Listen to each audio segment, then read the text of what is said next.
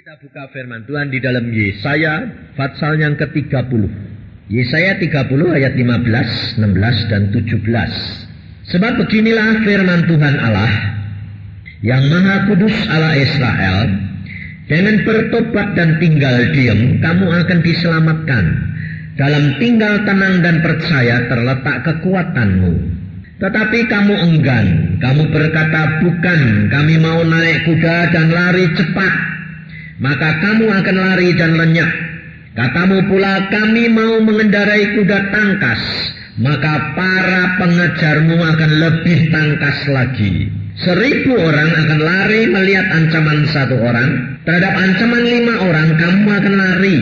Sampai kamu ditinggalkan seperti tonggak isyarat di atas puncak gunung. Dan seperti panji-panji di atas bukit. Saudara, mengapa Tuhan memberikan firman-Nya ini kepada orang Israel? Orang Israel itu terlalu degil, saudara. Terlalu kokoh, terlalu keras kepala, keras tegar tengkuk, kata Tuhan. Jadi memang luar biasa itu. Saya herannya itu bangsa Israel punya watak seperti itu kok malah dicari, malah dipilih. Jadi saudara, kenapa Tuhan tuh milih bangsa Israel, bangsa yang demikian keras? Sebab saudara, Tuhan itu mau menunjukkan bahwa manusia itu semuanya terbatas. Tetapi Tuhan tidak terbatas. Tuhan sanggup mengubah segala perkara. Maka dari itu saudara kalau membaca firman Tuhan dan saudara renungkan, saudara pelajarin, kemudian diterapkan kepada diri kita sendiri. Supaya kita tuh tahu, kita itu sama bangsa Israel itu tegar tengkuk mana. Supaya kita itu tahu kelemahan kita itu sampai di mana. Sebab saudara perhatikan, tidak ada bangsa yang lebih menderita daripada bangsa Israel. Padahal bangsa pilihan. Tetapi juga tidak ada bangsa yang makmur seperti bangsa Israel pada waktu zaman Salomo. Tidak ada, sampai sekarang tidak ada. Kekayaan seperti itu, kemakmuran seperti itu, hikmat seperti itu tidak pernah ada. Nah, dari situ supaya saudara dan saya itu belajar. Kalau saudara tidak nurut Tuhan, akibatnya penderitaan kayak bangsa Israel, yang lebih menderita daripada bangsa yang tidak mengenal Allah. Tapi kalau saudara menyenangkan hati Tuhan, saudara akan dibuat lebih daripada bangsa-bangsa yang lain. Jadi sebetulnya kita ini disuruh memilih, saudara. Makanya rahasianya kenapa kok Tuhan berkata di dalam Yesaya 30 ayat 15 ini begini. Dengan bertobat dan tinggal diam, kamu akan diselamatkan. Dalam tinggal tenang dan percaya terletak kekuatanmu. Ini adalah dasar untuk mengalahkan akan kepikiran kita yang selalu berkembang, berkepingin cepat, melakukan segala sesuatu dengan kekuatan sendiri, merasa dirinya mampu. Nah, rahasianya sebetulnya di situ, saudara. Di mana setiap saudara merasa mampu, justru di situ Allah tidak bisa kerja. Tetapi sebaliknya kalau saudara sudah menyerahkan 100%, Allah yang bekerja. Nah, coba perhatikan, bertobat, tinggal diem. Kan seperti orang tidak punya ambisi, tidak punya kemampuan, sudah tidak punya akal budi hikmat lagi. Itu Tuhan yang mau, saudara. Maka dari itu kalau kita tidak sampai ke situ, ya kita tidak akan sampai-sampai. Sebab saudara perhatikan antara Abraham dan Lot. Dua-dua orang benar. Abraham benar, Lot benar, betul lah. Tapi karena Lot memakai akalnya terus, dia pada waktu disuruh Abraham memilih, sebetulnya dia kan orang muda. Kalau disuruh milih gitu ya harusnya dia itu mengembalikan kepada Abraham yang tua, yang sudah pengalaman berjalan dengan Tuhan. Menurut Bapak Abraham, saya lebih baik milih yang mana. Tapi karena Lot, dia akalnya masih kuat, dia milih Sodom dan Gomora, lembah seperti lembah taman Allah. Tapi saudara perhatikan, akhirnya Lot kehilangan segala-galanya. Meskipun Lot diselamatkan karena dia disebut orang benar, tapi kehilangan segala-galanya. Nah, kehilangannya itu apa? Kan daging. Artinya harta benda, ya toh? Istri, kedagingan semua. Dia sendiri selamat. Nah, maka dari itu saudara, dari situ saudara dapat pelajari. Kalau saudara tidak berani melepaskan semua-semuanya, itu akan menjadi jerat buat saudara. Karena ternyata kalau kita tidak berani melepaskan itu, kenapa? Sebetulnya itu termasuk ketinggian hati. Yang tidak kelihatan, kelihatannya baik, tapi itu sebetulnya Tuhan berkata itu ketinggian hati. Kurang percaya, berani menyerahkan ke dalam tangan Tuhan yang tidak kelihatan. Itu ketinggian hati. Dan ketinggian hati itu kekejian bagi Allah. Ini firman Tuhan. Coba kita lihat di dalam Amsal pasal yang ke-16 ayat yang ke-5. Setiap orang yang tinggi hati adalah kekejian bagi Tuhan. Sungguh ia tidak akan luput dari hukuman. Loh. Jadi saudara dan saya tahu, tetapi saudara dan saya tidak tahu caranya melepaskan ketinggian hati itu. Sebab kemarin kan kita sudah bicara, kuncinya itu kerendahan hati itu untuk menikmati seluruh janji Tuhan. Meskipun janji Tuhan itu banyak, tapi saudara dan saya bisa menikmati itu bisa dari sedikit naik sampai ke seluruhannya, itu tergantung daripada kerendahan hati saudara. Makanya saudara perhatikan, banyak hamba Tuhan tidak masuk surga. Jangan kaget saudara. Banyak hamba Tuhan tidak masuk surga. Kenapa? Karena Tuhan berkata, dia orang yang tahu banyak dituntut banyak. Hamba Tuhan tuh tahu banyak enggak? Bisa ngedepi enggak? Nah itu masalahnya saudara. Kenapa hamba Tuhan itu tahu banyak tidak bisa menggenapi? Karena apa? Karena tidak rendah hati. Salah satu saudara yang kamuflase, yang tidak disadari. Saudara, hamba Tuhan dapat karunia segala macam. Nah, dia punya karunia, umpamanya karunia hikmat. Ini yang saya alami sendiri. Karunia hikmat. Jadi saya itu dari mahasiswa, saya di mahasiswa di Jogja, saya itu punya hikmat satu. Apa? Hikmat marifat. Setiap orang tanya, Roh Kudus langsung dia tanyanya ini, jawabannya itu begini, ayatnya di sini, gitu saudara. Hebat lah. Saya ngajar guru-guru sekolah minggu. Karena saya itu punya hikmat seperti itu, saudara. Saya tidak sadar kalau saya itu jatuh ke dalam kesombongan. Kenapa? Satu hari guru sekolah minggu tanya sama saya gini, itu bagaimana sih? Kamu kok bisa ngajar gitu? Kalau orang tanya kok kamu bisa jawab tek gitu tuh, itu bagaimana? Saya ngomong apa? Gitu aja kok tidak bisa. Tidak sadar loh saudara. Sedang guru sekolah minggu banyak gini saya ngajar. Caranya bagaimana ngajar gini. Padahal itu hikmat dari Tuhan, marifat dari Tuhan. Itu sudah menjadi bagian saya, ya toh? Saya sudah lakukan dengan otomatis. Tidak usah pakai pikir-pikir loh. Tidak sadar itu menjadi milik saya toh. Ada salah satu guru sekolah minggu tanya gitu, saya bilang, gitu aja kok tidak bisa. Itu kesombongan yang Tuhan tidak suka. Saudara tahu akibatnya apa? Langsung itu Tuhan ngomong. Setelah saya ngomong bilang, gitu aja kok tidak bisa. Langsung Tuhan ngomong saya, karena kamu sombong, aku cabut. Saat itu dicabut kembali. Hilang saudara. Sampai saya bilang, loh kok blow on. Lalu saya bisa merasakan ketidakbisaan guru itu. Nangis aku sampean. Sebab saya bilang tadi, gitu aja kok tidak bisa. Kan harusnya saya nerangkan. Karena dicabut kan hilang. Jadi aku tidak bisa nerangin saudara. Lalu dia bilang, loh, lalu jalan keluarnya bagaimana? Aku bilang gini, aku tidak ngerti. Ayo sekarang saya tanya, dipermalukan enggak? Hanya berkata begitu dengan tidak sadar, itu kena hukuman saya, kesombongan. Sudah begitu saudara, hikmat itu dicabut Tuhan. Berapa lama saya minta kembali? 10 tahun. Saya nangis setiap hari, saya minta itu kembali. Diberikan 10 tahun kemudian, tapi tidak sesempurna yang dulu. Nah enggak, itu Tuhan. Enggak bisa sempurna. Kalau dulu tuh luar biasa, saya sampai, waduh, setelah saya renungkan, lah asal tanya, anak sekolah minggu tanya itu langsung penjabarannya ada, Alkitabnya dibukakan, ayat-ayatnya, luar biasa. Sekarang enggak, paling-paling diberitahukan, terus kemudian jalan luarnya. firman-Nya enggak, yang lain-lain enggak. Nah. Maka dari itu kalau saudara dan saya tidak ngalami sendiri, saudara tidak tahu, tidak sadar kalau saudara itu sombong.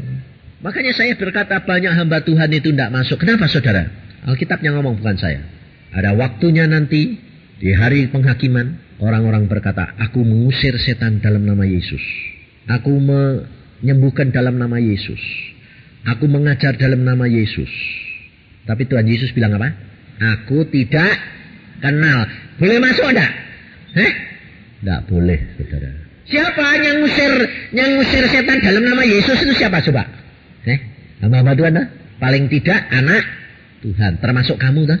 Siapa yang nginjil dalam nama Yesus? Siapa yang menyembuhkan dalam nama Yesus? Semua, saudara. Perhatikan. Tapi kenapa kok Tuhan mengatakan aku tidak kenal? Loh, kan lucu. Kan Tuhan Maha tahu. Mosok bilang tidak kenal. Gitu. Lucu tak? Ternyata saya tanya, Tuhan, itu sebetulnya, ya dek, engkau bilang tidak kenal ya lucu toh Tuhan. Wong dia jadi anakmu dulu neo. Meskipun jadi anak terhilang, tapi kan dulunya anakmu toh ya mosok tidak kenal. Ya paling tidak ya kenal sih kenal, tapi kamu wes kenal biji diusir ya toh. Ini mosok tidak kenal, aku bilang. Tuhan bilang apa? Aku tidak menyetujui tindakannya. Lu aneh dan saudara. Aku tidak berkenan apa yang dilakukan. Loh, apa ngusir setan dalam namamu itu tidak berkenan Tuhan? Apa menyembuhkan orang dalam namamu tidak berkenan? Apa aku nginjil dalam namamu tidak berkenan? Bisa tidak berkenan. Kenapa?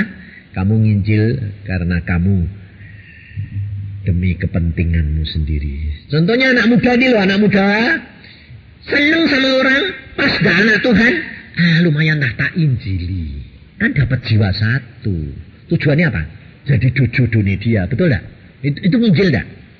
Loh, injili tak? Injili. Ya toh? Tapi itu motivasinya apa? Buat kepentingan kita sendiri. Nah, sekarang hamba Tuhan melayani, dapat angpau, berkat. Tapi kebutuhannya banyak, cari pelayanan tak? Cari pelayanan lah. Wis, dia sudah jadi hamba Tuhan penuh. Sudah khotbah atau musik atau apa. Sudah kawin. Kurang. Cari pelayanan enggak? Cari toh. Nah, itu melayani Tuhan dalam nama Yesus enggak? Ya. Tapi Tuhan berkenan pada? Enggak. Nah, terus nanti sing tahu siapa? Sama diri ini dewek. Hati-hati, saudara. Makanya saya itu terus terang. Dulu dipanggil Tuhan, Tuhan bilang, kamu jadi hambaku, tutup praktek. Saya bilang, tutup praktek. Aku ini tidak sekolah Alkitab, tidak pendeta, tidak punya anu. Aku ini nanti besok jadi apa? Aku bilang itu. Loh, saya itu orangnya tidak pernah mau. Sebab dulu saya ini orang yang perfect. Segala sesuatu harus dirancang, absolut, mesti jadi. Saya itu orangnya. Tidak pernah coba-coba gerilya, untung-untungan, tidak. Sebab saya orangnya disiplin, perfect. Tanya istri saya itu. Pacaran loh, jenenge pacaran. Kalau dia bilang, nanti sore pergi jam berapa, kamu mau ke toko jam berapa? Jam 5. Tet. Oke. Jam 5, tet, saya di rumah.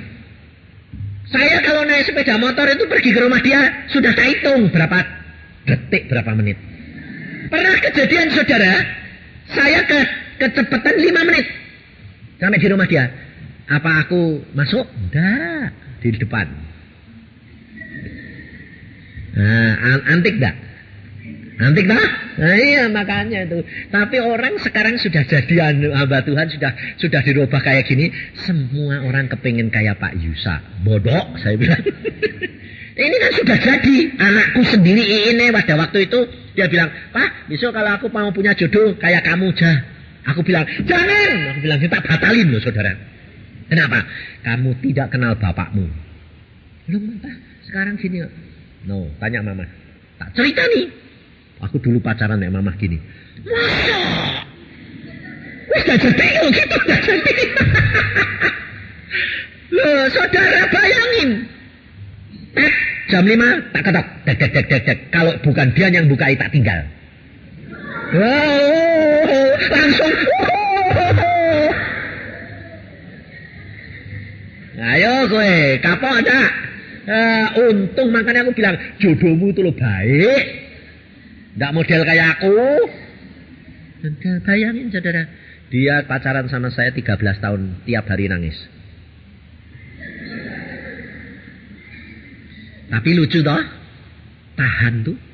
Karena apa? Karena Tuhan. Bukan karena dia. Dia kalau sama saya sebetulnya tidak mau. Tidak mau. Tapi karena Tuhan berkata itu jodohmu. Ya mau. Yang penting itu permulaannya apa akhirnya? Waduh. Saya ditanya pinter. Tapi kalau di tengah jalan kayak gitu mau enggak? Mau kalau Tuhan itu yang penting saudara. Makanya dari itu saudara jangan lihat permulaan, jangan lihat di tengah jalan. Tapi akhirnya yang penting. Bayangin saudara, istri saya itu menderita berapa tahun? 13 tahun pacaran. Gak pernah dia bilang, kita itu kawin kapan? Gak berani dia ngomong gitu. Ngomong belum dikawin wis nangis terus kayak gitu. Saya itu kerasnya luar biasa loh saudara. Yang paling sampai sekarang tuh saya tidak pernah lupa. Saya enggak, kalau di jalan ada anu tuh saya geli dewek. Geli apa? Aku dulu kok jahat kayak gitu ya, gitu loh saudara. Bisa mengucap syukur kalau diubah Tuhan. Bayangin saudara, pacaran lulus SMA, pesta, pakai pakaian pesta sudah ke salon bagus. Pulang, aku bilang, ayo pulang, masa dengan mainan polones gitu. Tapi karena sandalnya dia tak cari tidak ketemu, gandeng orang. Waduh. Jadi aku kan gandeng orang ini. Lah aku kan jengkel orang ini. Jadi tak pikir-pikir kok tidak ada. Tidak tahu wis gandeng orang maseng harus. Aku bilang, kamu naik sepatu tadi di mana? Lalu kan ditaruh di situ semua. Ya sebetulnya cekelit ya. Udah datang agak colke. Lah setelah itu saudara, saya sudah bosan. Setengah jam itu sudah bosan. Saya nggak ada yang dia tidak bosan-bosan. Terus diputar-putar terus. Aku sudah bersing situ terus-terusan. Saudara tahu jengkel aku apa? Aku bilang, tak deketi. Tahun ini pulang. Saya bilang gitu, apa saya tunggu? Tidak. Saya turun trap, tek, turun, ambil sepeda motor, tak starter. Dia tahu watak saya sudah turun. Sandal sepatu dia dicangking, lari dia. Sepeda motor sudah tak start, dia nyemplung-plek nyangking sandal. Pakai pakaian pesta di sepanjang jalan. Nenteng sepatu. Bayangin. Ada enggak orang laki model kayak gitu? Ada, saya sebagai ngawur. Enggak ada. Saya gini loh model orangnya kayak gitu loh. Saya kalau ngomong itu ngalami sendiri sungguh-sungguh nyata. Maka dari itu saudara, tapi orang model kayak gitu bisa diubah Tuhan. Ngerti? Makanya dulu istri saya itu kurus kering. Beratnya cuma 37. Kurus keren gini. Lah, tiap hari nangis penderitaan dong. Sekarang bayangin 73. Makmur, mekar terus. Hidup dengan Tuhan itu luar biasa Tuhan, saudara. Tapi saudara dan saya bisanya diubah itu bagaimana? Kalau saudara tidak ngalami, cuma teori-teori tok. Tidak bisa saudara. Harus ngalami sendiri, praktek. Saya juga begitu. Saya bilang, saya teriak sama Tuhan, Tuhan tolongin dong, bagaimana ini caranya ngubah? Tuhan bilang, kok tolong. Sudah ada tertulis, Tuhan bilang. Iya, tapi bagaimana pengeterapannya? Baca firman, lakukan. Ya tak? Nah, lakukannya bagaimana? Firman Tuhan berkata apa? Coba kita lihat di dalam Roma. Jadi kita itu mesti melakukan saudara. Kalau kita tidak melakukan, Roma 10 ayat 10. Karena dengan hati orang percaya, loh, saudara sama saya percaya toh? Dibenarkan. Dan dengan mulut orang mengaku dan diselamatkan. Loh. Jadi sekarang saya tanya, selamat itu Anugerah atau usaha saudara? Anugerah. Perubahan watak saudara dari jelek jadi baik, itu anugerah atau usahamu? Anugerah. Tidak ada orang bisa ngubah watake. Makanya selalu orang ngomong piye? Dari sonone wis ngono. Modele wis gitu. Aku dilahirkan begitu. Ya kan? Selalu akalane gitu tak? Alasannya tidak bisa. Ternyata memang betul Tuhan bilang, tidak ada orang yang bisa mengubah watak. Watak itu tidak bisa diubah, hanya bisa diciptakan baru. Yang asli tetap tidak. Tetap. Contohnya kayak gini. Kerang itu bikin mutiaranya bagaimana? Kalau kemasukan pasir, ya toh? Nah, pasirnya tetap pasir ya. Terus dibungkus dengan apa? Liurnya jadi mutiara, tapi dalamnya tetap apa? Pasir. Saudara dan saya tetap debu enggak ini? Wataknya tetap enggak? Tetap enggak? Tetap. Tapi dengan dibungkus firman dan firman ini jadi mutiara. Kelihatannya bagus enggak? Tapi sebetulnya dasarnya apa? Pasir.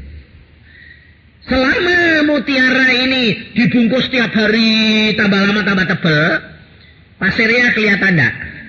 Enggak. Tapi kebentur deh bawa tutuk pecah. Kelihatan enggak? Ya. Itu manusia.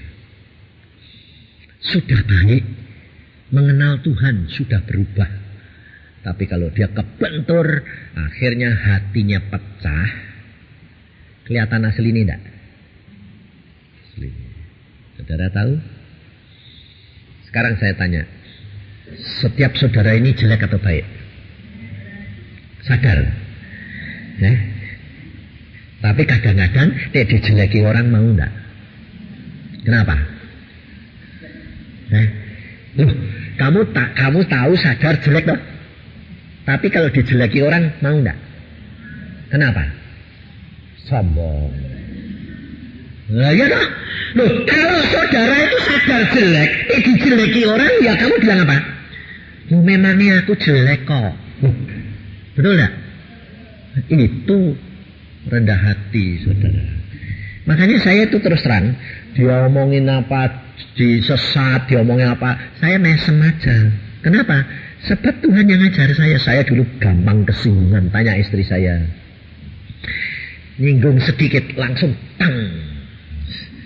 Saya itu orangnya tidak pernah minta tolong orang. Itu terawang sombongnya sampai ngetop penuh, tak mungkin. Saya bisa hidup sendiri. Saya itu sama Tuhan saja gitu. Coba ada, kurang ajari luar biasa. Waktu saya mau ujian, saya sudah apalin. Lotok, sudah, lotok.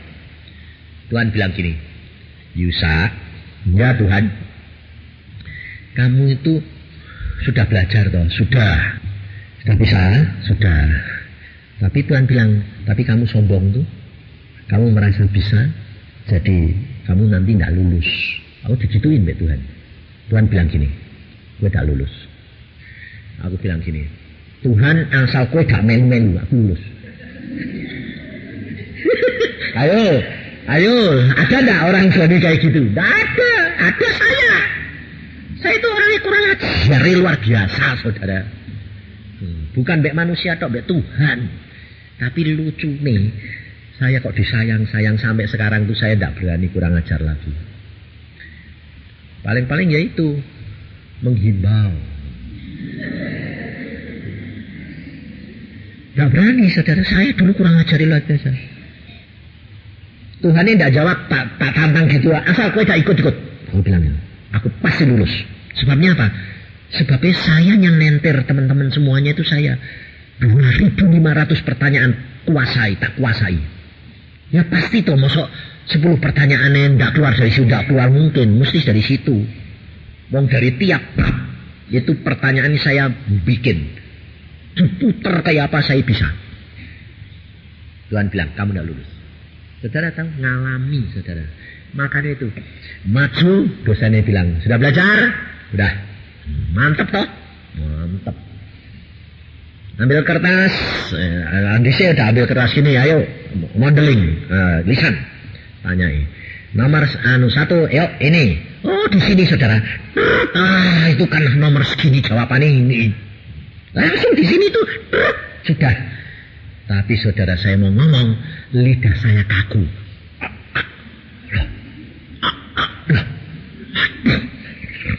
Ya, aku terus ingat, ini Tuhan nih, pasti. Saya melu, waduh. Kaku. Dosennya saudara, nyerutu.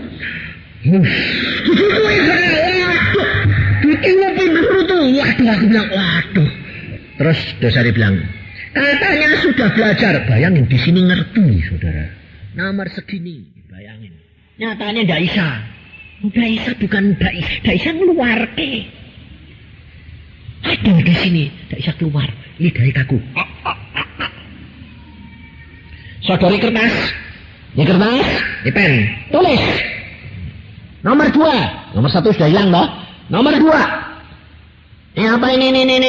Langsung. Oh itu nomor segini. Jawabannya gini. Terus aku bilang. Wes Tuhan. Wes toh cukup 1 ya. Ojo memeng. Wah loh saudara saya nulis tak. Maju. Wah, keringetan saudara. Saudara, rasain coba. Dosen bilang, mana? Ngomong nggak bisa. Nulis nggak bisa. Apa yang kamu bisa itu apa? Bayangin saudara, nangis air mata krocos. Saya bilang, saya bisa Prof. Mana buktinya?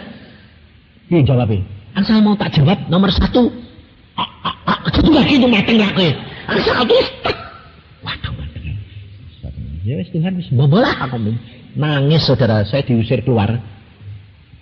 10 pertanyaan tidak ada 1 yang aku bisa. Padahal saya tahu nomor berapa. Keluar, teman saya bilang gini, pasti lulus toh kowe. Bayangin saudara. Aku bilang, "No." Kenapa? 1 tanyaannya itu nomor ini. Lu kan gampang buat kamu. Ya kamu nggak ngerti, aku bilang. Ini lidah kaku, tangan kaku, aku bilang itu. Orang nggak bisa ngerti, saudara. Teman saya bilang apa? Mana ada, wong ya nggak kaku gitu, Pak. Bayangin. Nangis aku pulang ke rumah. Di situ saya itu mengenal Tuhan, bahwa segala sesuatu tanpa Dia nggak bisa apa-apa, saudara. Jadi bagaimana Tuhan? Ngomong sama dirimu. Kowe kok sombong itu buat apa? Kamu itu bisa apa sama Tuhan? Wong kowe kalan. Wong Tuhan itu mesti menangan. Nurut, gopo wis lah. Jengkel ngono. Makanya saya bilang ngajari apa? Pakai kaca gede, kamu lihat gitu loh, ada depan kaca. Terus ngomongi, kowe itu sapa? Gitu loh. Dan itu khasiatnya luar biasa. Luar biasa, benar luar biasa. Hebat sekali. Orang sakit saya sembuh. Makanya ada orang sakit bilang, Pak ini kok enggak sembuh-sembuh? Ngomongin. Sebab itu Tuhan Yesus pada waktu nyembuhin kan ngomongin dah. Ditempelin atau dipegang atau dikatakan, jadilah sembuh. Ya tak? Itu omong saudara. Saudara ngomong sama dirimu sendiri. Sebab saya ngalamin semua. Lumpuh pernah. Batu ginjelnya jebol pernah. Loh. Mati pernah. Mati. Makanya aku bisa cerita orang mati. Ternyata mati itu gampang. Wong cuma napasnya sesek 3 kali, kluk, jantungnya mandek terus kue keluar. Keluarnya itu persis bentuknya kayak saya persis keluar. Loh, kok ada 2? Itu saya. Loh, ini saya. Oh, Yusa mati. Terus saya lihat kayak di film. Betul. Oh, Yusa mati. Aku lihat jantung berhenti. Oh, Yusa mati. Di situ terus saya nengadah ke atas. Tuhan Yesus, aku pulang. Langit terbuka. Tuhan duduk di atas tahta. Dia mesem lihat aku. Aku bilang, Tuhan aku pulang. Jantungku berhenti, aku mati. Aku pulang. Tuhan bilang, gak boleh. Kenapa? Tugasmu belum selesai. Aku punya rencana buat kamu. Aku kepengen pulang. Dia bilang gitu. Saudara, kalau pada waktu kamu di dalam dunia, pikiranmu masih terikat sama istri, sama anak, sama pekerjaan, sama apa? Kamu pulang, tidak bisa begitu. Tapi saudara demikian saudara mati, saudara bingung nyariin istrimu, nyariin anakmu. Tapi anakmu mau cari kan kamu sudah bentuknya roh, tidak bisa. Tapi anak dan istrimu pasti ngerti, ngerti tidak? Karena apa? Meskipun bentuk roh, tapi jiwanya kan sudah ada kesatuan. Tahu. Jangan kaget kalau tahu-tahu, loh, tak datang, mak sliver gitu toh. Itu roh jiwanya memberitahu saudara. Nah, ternyata kamu dapat kabar, oh mati. Itu ikatan itu begitu. Dan selama 40 hari itu masih bisa keliaran. Di sini bisa boleh balik lagi. Itu selama 40 hari masih bisa. Saya pada waktu itu mengalami dewek. Tuhan aku pulang. Istri saya di Bandung. Saya matinya di Surabaya. Di rumahnya Pak Sam. Di istri saya di Bandung. Dia tahu kalau saya pulang. Dia pagi-pagi telepon saya. Dia berkata begini. Kamu tadi malam kemana? Aku bilang, mati. Ya toh kowe mati toh. Kowe pulang toh. Nah, aku protes loh mbak Tuhan. Kowe protes piye? Tuhan, aku bilang gini. Tuhan janjinya kan aku mati dulu. Mosok suamiku mati dulu. Jangan dong Tuhan. Tuhan bilang enggak. Jadi balik. Nah, balik itu ya Tuhan tuh waduh sudah. Makanya saudara kalau mati itu harusnya melalui pintu gerbang. Tetapi ada hal-hal yang khusus. Ini firman Tuhan kan logos umum. Tapi ada hal-hal yang khusus jadi rema. Nah demikian juga orang mati. Masuk ke surga itu macam-macam saudara. Tapi hampir rata-rata pada umumnya mesti melalui pintu gerbang. Tapi ada segaknya yang langsung apa? Tuhan ngutus orang jemput. Itu langsung. Kenapa? Karena Tuhan tahu itu sudah sembuh, sudah beres, sudah tidak ada penyakit. Jemput. Macam-macam saudara. Makanya pada waktu itu saya ketemu sama Tuhan Yesus sendiri. Saya bilang, Tuhan aku pulang. Nah, Tuhan bilang, jantungku berhenti. Tidak apa-apa. Nah, kemudian jantung berhenti kok tidak apa-apa. Tidak masalah. Tuhan bilang, maknya lentek gas sinar. Turun, saya lihat sendiri. Nah, lucunya, saya lihat Tuhan di surga toh. Itu sebesarnya juga sama dengan saudara dan saya di sini. Nah, padahal kalau kita lihat jauh harusnya kecil. Tapi ini enggak. Jadi nanti kalau Tuhan Yesus datang di awan-awan. Di dunia, seluruh dunia ini. Saudara lihat Tuhan Yesus di awan seberapa? Ya sama seperti saudara dan saya gini. Meskipun di tengah awan, di tinggi. Harusnya kalau di tinggi kan kecil. Uang pesawat di sini gede, di sana jadi setitik. Lalu Tuhan Yesus gitu dia turun seberapa? Seberapa coba? Mbak tuh kalau dia turun deketin ya tetap segitu. Itu dunia roh begitu saudara. Nah nanti dunia daging baru. Tidak ada jarak, tidak ada perbedaan. Jadi gede, tidak. Makanya saudara tahu, mulutmu ini dipakai itu di dunia. Di sana itu tidak pakai mulut banyak-banyak itu tidak. Paling banyak itu dipakai di mana? Di sini. Karena lebih-lebih perempuan itu cerewet. Makanya saudara, mulutmu itu dipakai cuma di sini. Makanya Alkitab berkata apa? Dengan mulutmu kau diselamatkan. Omong, pakai mulutmu itu. Sebab di dalam dunia roh itu begitu. Saudara kepengen itu langsung sudah berada di tempat.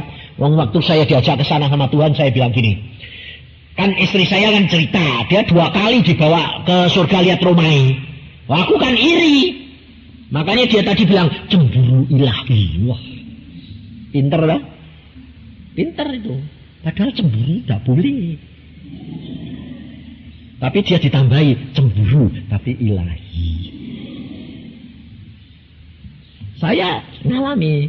Lalu saya bilang Tuhan, mama aku mau tunjuki rumahnya. Istriku mau tunjuki rumahnya. Aku tidak pernah mau tunjuki rumah. Bisa Tuhan, aku bilang itu. Tuhan bilang apa? Kamu tidak punya rumah. Bayangin saudara. Makanya itu saudara, kalau Tuhan itu berfirman, itu belum tentu kamu bakal ngerti. Tidak ngerti. Sebab Tuhan ngomong itu rahasia. Jadi kalau Tuhan bilang, kamu tidak punya rumah. Lah saya yang langsung nangis. Tambah sedih setengah mati. Lah aku tidak punya rumah. Tuhan, sebabnya aku ditunjuki saudara. Bukan rumah saya, tapi ditunjukin. Ini loh tingkat 1 ini kayak gini. Loh, lah kok rumahnya kok godang kok saudara. Loh, gede-gede gitu loh, kayak rumah kayak gudang barang. Loh, ini apa Tuhan? Itu rumah gedang. Rumah yang besar. Loh, ini suku Dayak, suku Ano itu kan model gitu toh. Rumah itu gede, seluruh keluarga dimasuk kayak gitu kabeh. Aku bilang, ini tidak ada apa-apanya. Kalau kamu cuma sekedar masuk itu tidak ada apa-apanya. Kursi siji tidak ada. Kosong pelompong. Terus ini rumahnya anak Tuhan sing sekedar masuk. Ya, ini tingkat 1 ini cuma gini toh, tidak ada apa-apanya. Ngumpul kabeh rombongan. Sebabnya imannya juga rombongan. Sebabnya contoh nih, saudara dek sembayang, dewean mbek sembayang barengan enak ndi? Enak banyakan toh? Rasanya mantep. Jadi itu iman rombongan. Jadi kowe nanti terikat di dunia, terikat di surga. Jadi yo kene rombongan kono yo rombongan. Ya wes, tapi wong kowe senenge rombongan ya silahkan lah. Ya aku ndak sendiri-sendiri.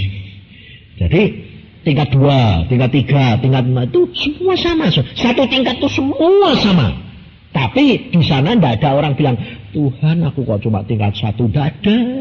Sudah masuk situ itu sudah bilang gini, aduh terima kasih Tuhan, untung aku masuk. Tuh. Dan di tingkat 1 itu banyak hamba-hamba Tuhan. Saudara tahu? Kenapa? Karena miskin. Itu karena motivasinya kesombongan itu tadi. Cari pelayanan, terus kemudian dapat berkat, lalu berkatnya seolah-olah miliknya sendiri. Itu. Dapat karunia seolah-olah punyanya sendiri. Itu saudara. Hati-hati. Maka dari itu saudara, kau harus kenali dalam dunia daging untuk masuk ke dalam dunia roh. Sebab kalau tidak, saudara rugi. Banyak orang Kristen tanya gini. Nah, ini bagaimana sih Pak? Kayak papa mamaku yang lama-lama itu belum kenal Kristen itu bagaimana Pak? Nah, lalu ada bilang, ya didoain toh. Nanti kan bisa selamat. Telat, itu urusannya Tuhan, bukan urusan saudara. Memang ada orang-orang yang khusus itu ada bisa selamat, bisa. Kenapa? Karena dia belum pernah mendengar berita tentang hal Yesus. Itu dia dihukum, diadili menurut kepercayaannya. Meskipun dia kelihatannya menyembah berhala, mencari kebenaran, bisa. Makanya sekarang saudara, kaum Ismail, dia banyak ditemui Tuhan. Dan firman Tuhan sudah berkata, di akhir zaman ini nanti, banyak malaikat diutus untuk menemui orang-orang untuk membuat mereka bertobat. Saudara jangan sampai ketinggalan. Karena kalau saudara ketinggalan, tidak ada jalan lain. Sudah tidak ada, sebab saudara dan saya sudah mengenal akan Tuhan. Dan nanti, kenapa ini dikatakan hamba Tuhan ini dikatakan Tuhan Yesus berkata, kamu nyinjil dalam nama Yesus, aku ngusir setan dalam nama Yesus, tapi Tuhan Yesus berkata, aku tidak kenal. Ini orang-orang yang bagaimana? Yang begini. Ini orang hamba Tuhan ini memang ngusir setan, apa-apa. Nah, tetapi hamba Tuhan ini tidak tanya sama Tuhan. Dia melakukan karena kesukaan dia sendiri. Contohnya begini, coba. Ada orang kecewa sama Tuhan. Dia hamba Tuhan. Dia sakit, tidak disembuh-sembuhin. Kecewa sama Tuhan. Lalu akhirnya ada hamba Tuhan yang lain. Udahlah, tidak apa-apa. Serahkan yuk kita doa. Orang kecewa berat sama Tuhan. Itu Tuhan senang atau benci? Tuhan tidak suka, saudara. Ya toh? Nah, ada hamba Tuhan bilang, tidak apa-apa, Tuhan itu penuh kasih kok. Tidak usah bertobat dulu, tapi ayo didoakin sembuh. Nah, dia sembuh. Sekarang saya tanya, Dia dapat kesembuhan itu, kemudian dia lebih sayang Tuhan atau lebih hatinya condong kepada hamba Tuhan itu. Tidak sadar dia akan memuji hamba Tuhan. Ngerti tidak? Hati-hati saudara. Tuhan itu memberi kepada orang yang rendah hati, yang hatinya melekat. Tapi kalau hatinya tidak melekat, diapain? Malah dihukum. Maka saudara perhatiin, kalau kamu sayang nyawa, kamu bakal kehilangan nyawa. Ini susah sekali membedakan. Sebab Tuhan berkata nanti akhir zaman, mujizat nabi palsu banyak sekali, mujizatnya sama. Tapi di situ saudara harus bisa membedakan, itu Tuhan atau Yesus yang palsu. Saya ngalami sendiri saudara, saya tidak tahu, secara akal ini tidak ngerti, secara nyata tidak ngerti kalau itu bukan Tuhan, tapi setan. Pernah setan itu sama Tuhan itu jejeran persis dua, modelnya sama Yesus. Tidak tahu aku, yang Yesus yang mana, yang setan yang mana, tidak tahu. Kalau tidak Tuhan Yesus sendiri yang ngomong. Lalu karunia-karunia saya lihat sendiri saudara. Saya sendiri terheran-heran. Orang sembahyang 20 anak-anak Tuhan berkarunia. Saya diundang. Tolong Pak, dicek apakah ini dari Tuhan apa enggak. Saya sembahyang. Tuhan ini tidak ngomong AB. Tapi waktu muncul nubuatan, waduh saya kagum-kagum. Saya sendiri kagum-kagum. Benar, cerita tentang surga. Benar. Aku sampai gini. Loh, orang ini bilang gini. Aku lihat kamu tadi pagi jam 4 sembahyang. Kamu sembahyang untuk ibumu, bapakmu. Bapakmu sekarang sudah di surga. Bapakmu sekarang sudah di tangan Tuhan. Bayangin. Baik enggak? Baik. Alkitabiah enggak? Alkitabiah. Kamu enggak usah takut lagi karena saudaramu sudah di sana. Ini tahu surga, saudara. Aku sampai gini loh Tuhan, dia kok tahu surga? Tidak jawab Tuhan. Maka dari itu saudara mesti hati-hati. Hatimu sungguh-sungguh menengadah kepada Tuhan. Jangan menceng. Sehingga pada waktu itu saya diam saja. Akhirnya 20 orang sudah dinubuati, semua benar. Semua bilang gini, terima kasih Tuhan Yesus, engkau kok sayang, engkau tahu aku, engkau tahu hatiku, saudara. Aku berdoa begini kok engkau turutin. Sampai ke tempat saya. Dia bilang gini. Aku tahu engkau hamba Allah yang setia. Benar tak? Aku bilang. Oh benar juga ya. Benar. Nah setan ternyata yang ngerti kok. Ya benar. Nah ini embel-embel ini yang aku kaget. Embel-embel. Tapi mengapa kamu tidak percaya kepadaku? Nah bingung aku. Aku ini hambanya Tuhan. Kok aku tidak percaya mbak Yesus? Bapaknya mbak Yesus apa beda ini? Kok aneh. Aku mulai curiga. Aneh ini Tuhan. Aku diam aja. Ya tidak mau muji dia, tidak mau terima kasih Tuhan. Ya tidak, diam aja. Tak. Bayar. Jengkel, dia jengkel. Mengapa kamu tidak bereaksi dan responi? Loh kok jengkel? Tuhan ini tidak pernah jengkel kok. Aku udah ngerti. Tuhan, aku bilang, Tuhan Roh Kudus jengkel dia. Diam. Tuhan, ya diam. Setelah dia bilang, semua orang percaya, tinggal kamu yang tidak percaya. Nah itu. Langsung saya bilang, nah, terus piye Tuhan ini? Aku tidak percaya diri lu. Tuhan bilang, sekarang. Wah, waktu bilang sekarang, buka mataku aku. Tak lihat matanya dia. Tak lihat mundur. Tak lihat mundur. Ngerti aku, setan. Mundur. Langsung aku bilang, dalam nama Tuhan Yesus. Dia. Geblak saudara. Buat jatuh. Ketawa. Wah. Aku bilang, siapa kamu? Aku Yesus Lucifer. Yesus Lucifer. Terus dia ketawa. Semua sudah tertipu kepadaku. Saudara ngerti tidak? Hati-hati. Tetapi lucunya, setelah saya jelaskan semua mengapa begini, lah mereka tanya, lah kenapa mereka kok cerita tentang surga kok benar? Loh, setan tuh sampai sekarang masih naik turun ke surga menghadap Bapa, masih karena belum diikat. Jadi saudara jangan kaget kalau setan itu ngerti surga, wong dulu dia memang tempatnya di surga. Jadi jangan ketipu. Baca firman Tuhan, luar biasa. Nah, semua orang yang mati sebelum Yesus itu ada di mana? Biarpun itu orang suci, Daud, Salomo, Saul, Samuel, di mana ada? Ayo, Firdaus. Salah. Yesus berkata apa? Tidak ada orang yang naik ke surga selain anak manusia. Jadi sebelum Tuhan Yesus, semua ada di alam maut, di tengah-tengah bumi, termasuk orang nabi-nabi semua, Yesaya, Yeremia, Samuel, itu semua ada di alam maut. Kenapa ada di alam maut? Sebab belum ada yang menghapus dosa. Nabi-nabi itu dosa enggak? Dosa. Baca ayatnya, supaya saudara itu tahu bahwa sekarang dan dulu itu beda. Sekarang perjanjian baru, dulu perjanjian lama. Di Efesus pasal yang keempat, ayat yang ke-8.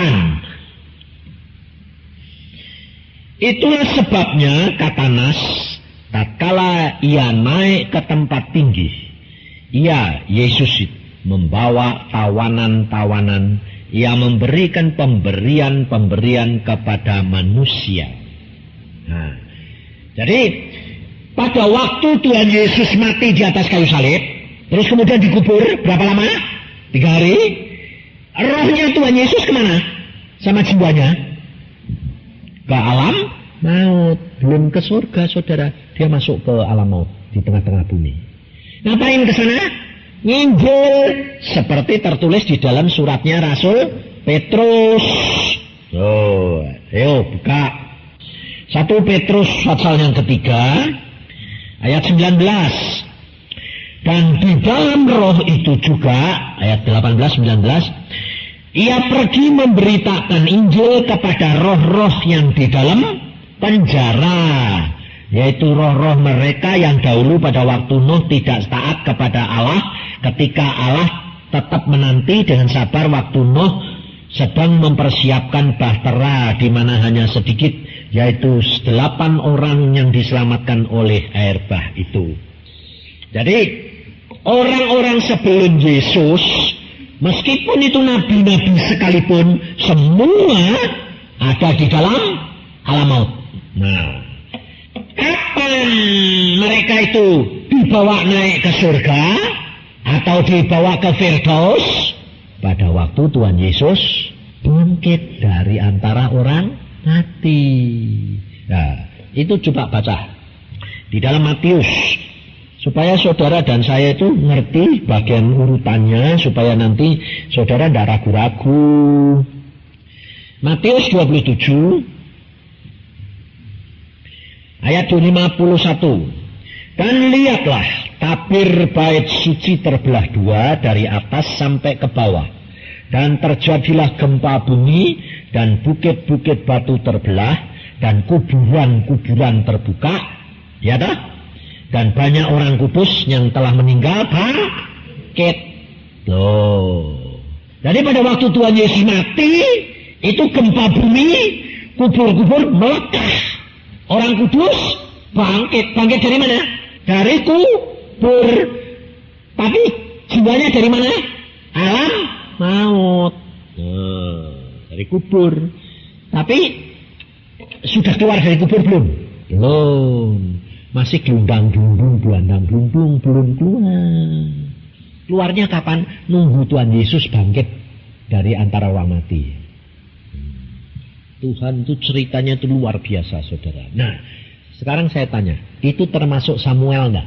Termasuk. Jadi kitab Samuel, pada waktu Samuel diundang sama Saul, waktu Samuel tanya Tuhan tidak dijawab, terus Samuel minta dukun manggil Samuel dari alam maut.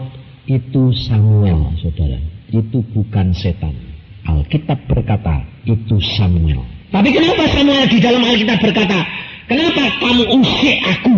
Karena apa? Di alam maut sekalipun itu ada 7 tingkat juga.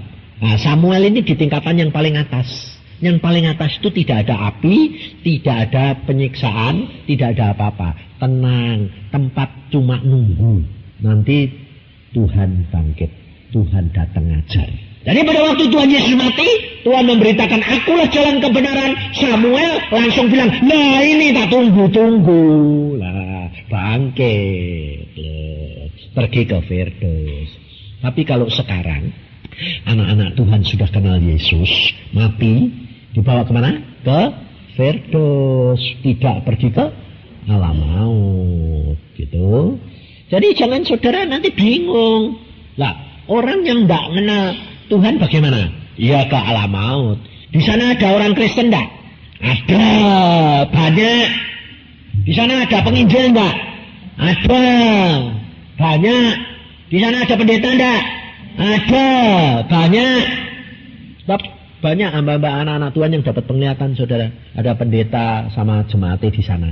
Makanya saudara harus belajar. Kenapa Tuhan Yesus berkata apa? Apakah nanti kalau anak manusia datang mendapati iman? Banyak gugur semua. Makanya itu jangan ribut. Jangan kepengin dok dunia lama-lama. Siapa sing mati sih itu untung. Karena bejo dia tuh bejo. Nurut Tuhan. Kawin lindungi, sesuai ribut ya Tuhan. Nggak kayak sing di Jakarta Ketapang itu, terus pakai manten ribut dicopoti kabeh, pakai celana pendek, mbek kawin mbek baju pinjeman, celana pinjeman lagi. Bayangin, engkau dan Tuhan sudah janji lo, kalau engkau menurut kepadaku, maka aku akan melindungi engkau. Jadi saudara dan saya tidak perlu apa? Takut. Saudara dan saya tidak perlu takut. Apapun boleh terjadi. Tapi kita bersama dengan Tuhan. Mati untung kok. Ngapain pusing-pusing? Betul tidak? Nah iya, makanya itu tenang aja deh. Berjalan dengan Tuhan. Rileks. Nanti engkau akan mengalami kemuliaan Tuhan demi kemuliaan Tuhan. Ayo kita